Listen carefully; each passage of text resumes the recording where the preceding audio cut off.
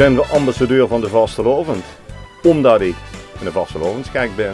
Daar ben ik zelf achter gekomen, want het is toch spas en plezier. Maar niet alleen spas en plezier, ook een samenhorigheid. En dat is toch heel belangrijk in de Vastelovend. Ik ben Fred Rooyen, vos en voorzitter binnenkort 34 jaar van de Narren, hier uit overal Zitter. En ik moet ook zeggen dat Vastelovend verbroedert. En dat maakt het voor iedereen groot en plezierig. Nou, ik ben Linda, lid van de carnavalsvereniging De Mechelkus uit Broek-Sittard.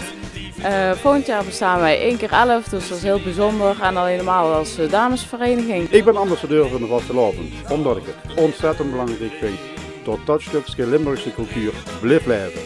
Niet alleen hier in Zitter, maar in gans Oceane Limburg. Hier komen ieder jaar naar het BCL-treffen, ongeacht hoe het is.